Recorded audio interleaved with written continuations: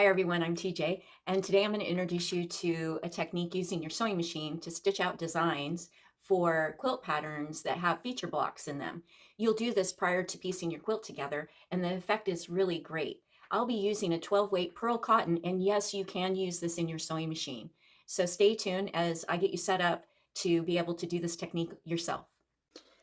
Now let me show you the equipment, tools, and notions that I use to create this project, and it'll make it a lot easier for you. Everything that I am showing you, I will link in the description below so that you can access it. And this was an inexpensive light box, very thin, compact light box off of Amazon, very inexpensive. I used some designs that I got off of Canva, and I will link the file for that in the description. And this is the pattern that I'm going to use. This is called Weekender. It is designed by my friend Kim Ratchford, wonderful pattern designer. The inspiration came from these focus blocks, and she used focus fabrics, but I'm choosing to use a solid fabric where I will trace on a design and then we'll stitch that out.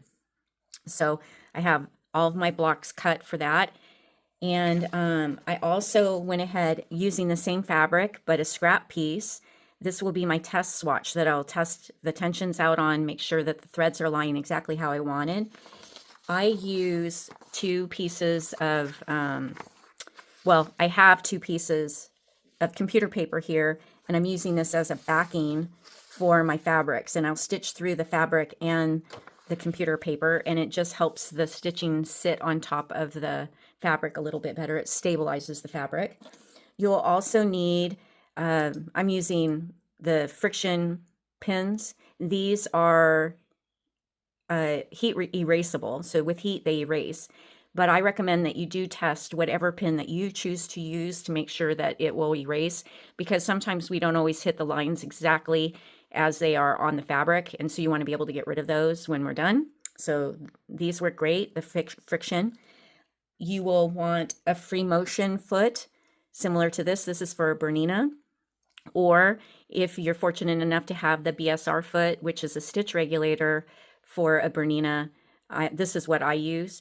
I recommend that you look at your owner's manual and find out what you need to do to set up your machine. I'm going to go through the setup on a Bernina, but you may have another brand. A lot of them you can do free motion stitching, even if you don't have a stitch regulator with just a free motion foot. The most important thing is that you be able to lower your feed dogs, but we'll get into that later. I'm going to be using a Perle Cotton. This is a 12 weight Perle Cotton, and I wouldn't go any larger on your Perle Cotton. Like if you have an 8 weight or a 5 weight, it probably won't work. This Perle Cotton is from Valdani. It's a hand dyed. They are starting to produce it on a spool. I happen to have a ball, and I'm going to show you how I wound some of that on a bobbin so that I was able to use this particular color because I did not have it on the spool. So there's that. And you're probably wondering, what needle size am I going to use for this? Well, this is a top stitch needle from Schmetz. This is a 100 by 16. It works beautifully with a 12 weight Perle Cotton. And so there are other needle manufacturers out there. I prefer Schmetz, but you'll want a 100 by 16 top stitch needle. A pair of scissors and some tweezers are always handy. So this is the list of items that I primarily use. And now let's get started with tracing out our design onto our feature fabric. So now I have my light box here, and I have adjusted the light so it's a little bit brighter. We can really see the outline for this design. And it is leaning to the left, but say you want it to lean to the right. You can just flip it over, and there is your design just as you would want it. And you can also adjust your fabric. Say you wanted to be going from corner to corner, you could do that as well. If you had a quilt block that was going to be on point, you might want to do that. So you can adjust it and take elements of the design and repeat it if you choose. Using my friction pen, I'm just going to start outlining it, and you can see how these friction pins just give you a really nice line. And it doesn't have to be exact. When you first start out, I recommend not doing anything super liney until you get used to the technique.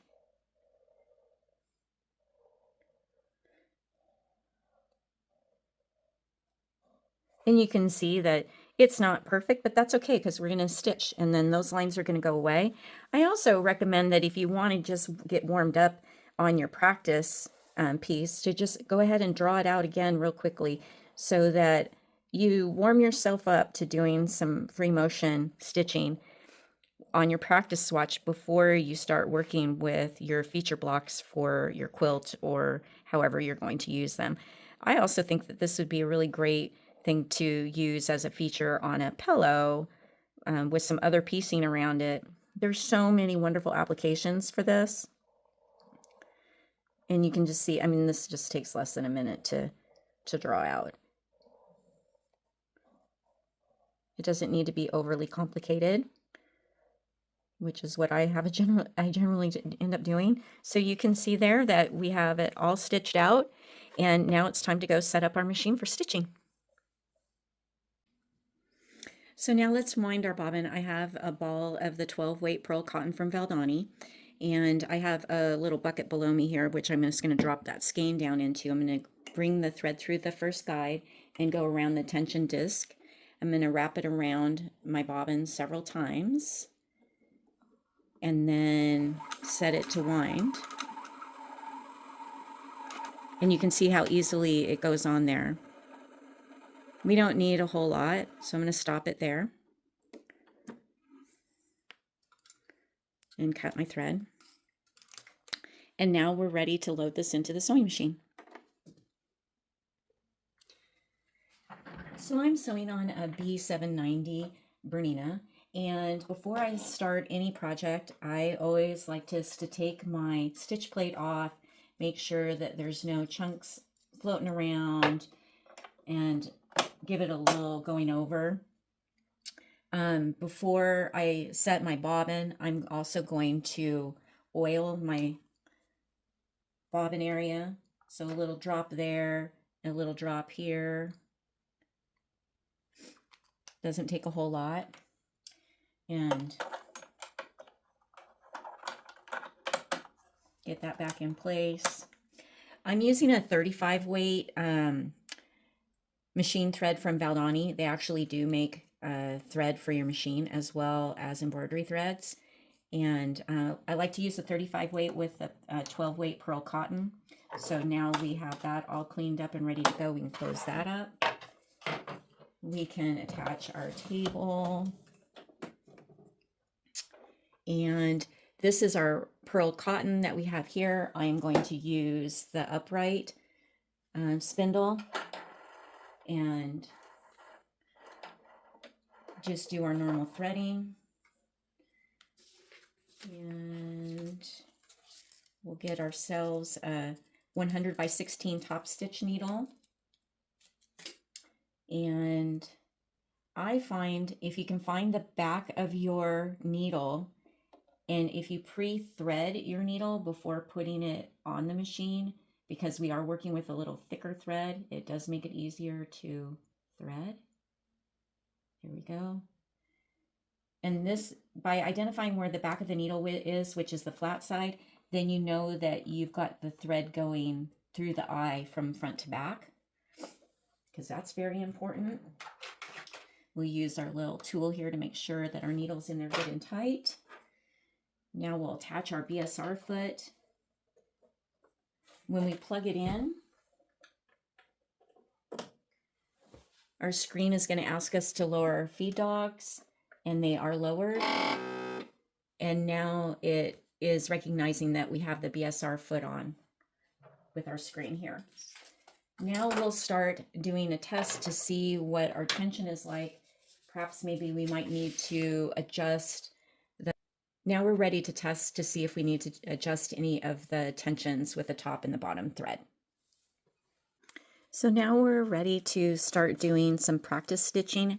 And even if you have done this before, make sure that you test every time that you restart your machine, just so that you don't start off on the piece that's the most important and then have something go not quite right.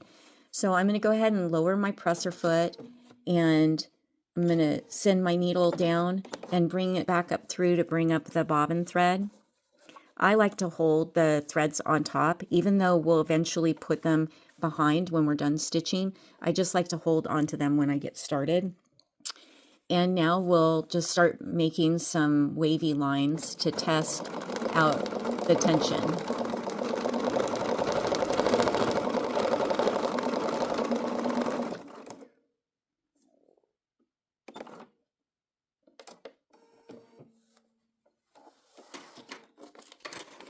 I'm going to show you what we have here.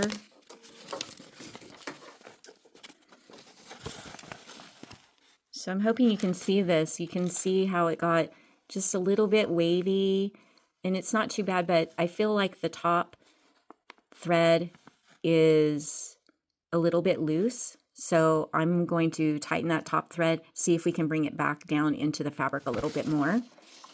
And so I'm going to go up to my tension, and I'm just going to drop it down to a 3.0. I'm going to lift my presser foot so it will release the tension a little bit.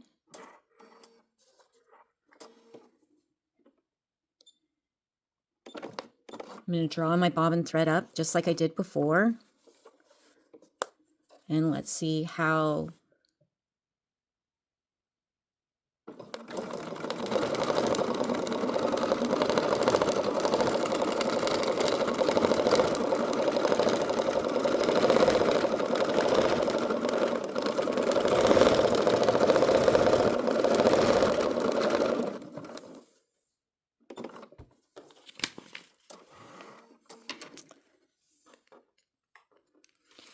and you can see here that it's sitting down in the fabric a little bit better. So I think that is a go for me. I'm pretty happy with that. So I've taken the tension down to a 3.25 or a 3.50. So now you want to think about, well, where should I start so that I'm not going over the thread too many times? And so I'm actually going to start here at the base of this. So needle up, needle down, pull our threads to the front. We'll hold on to those. Do needle down before you start stitching. Make sure you've got you're holding your threads well. And we'll start stitching over the lines that we created. And see, we had to backtrack right there.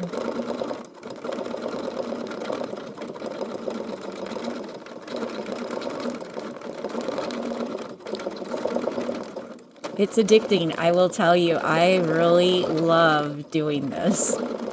And I can't wait to do more. I have so many ideas.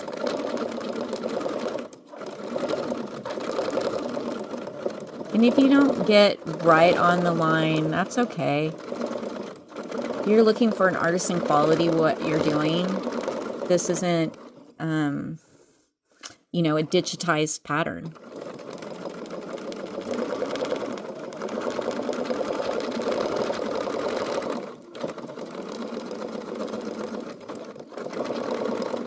Do these little heart-shaped leaves. I think they're kind of sweet. And don't be afraid to be improvisational. You don't have to follow every line as it is drawn. Like, you can go outside of the lines. Don't be afraid to go outside of the lines.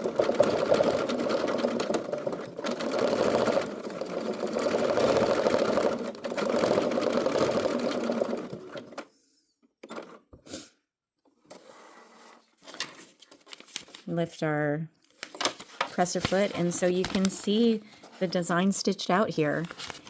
So the other thing that you will want, I use a large eye needle that I have here at my machine, and I just pull, thread the needle and draw them to the back. That one we don't have I must not have drawn my... Oh, that was where we ended. So you can see here how it all stitched out from behind. And then we'll be ready to peel the paper off. I'm not going to do it on this one because it is my test one, so I'll probably do some more testing on this.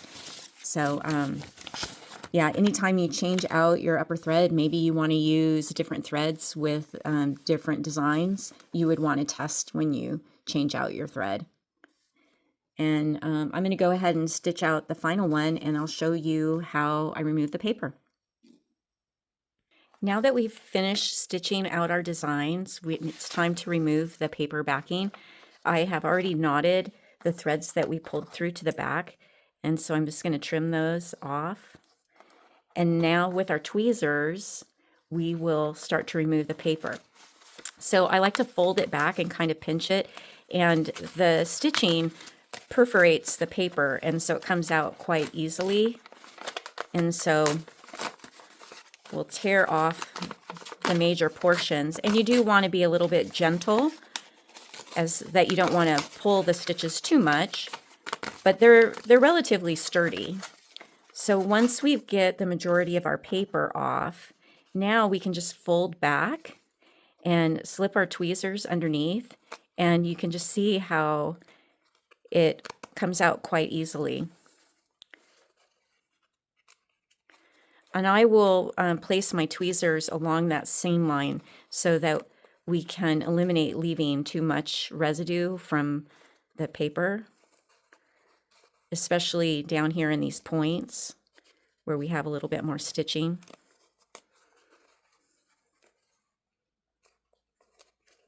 It's kind of fun to do. I enjoy this process, actually.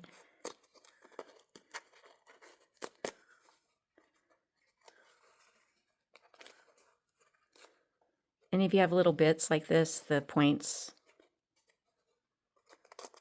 of the tweezers can get in there and remove those pretty easily.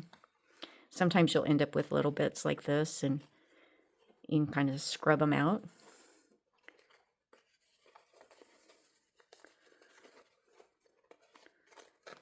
And as you are removing it, you'll see that it loosens up some of the other pieces as you go along.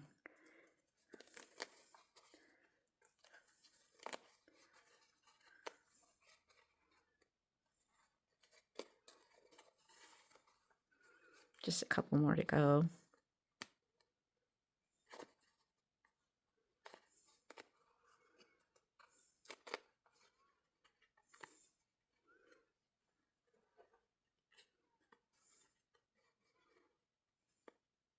You can see how they just come out pretty easily. And if you have some bits that are tough to get out because they're under the stitching, like down in here, I wouldn't worry too much about them.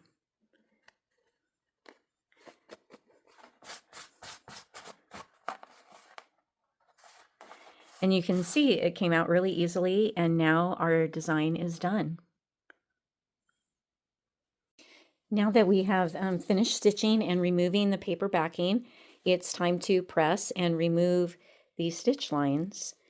And with our iron, our hot iron, we will remove those. It's just going to be magic. You can see how they just all disappear, all gone. And so now your quilt block is ready for piecing. If you've liked what you've seen here today with this thread sketching, like and subscribe, and know that there will be more in the future that might inspire you with your own quilting and piecing and stitching. And thank you for joining me today.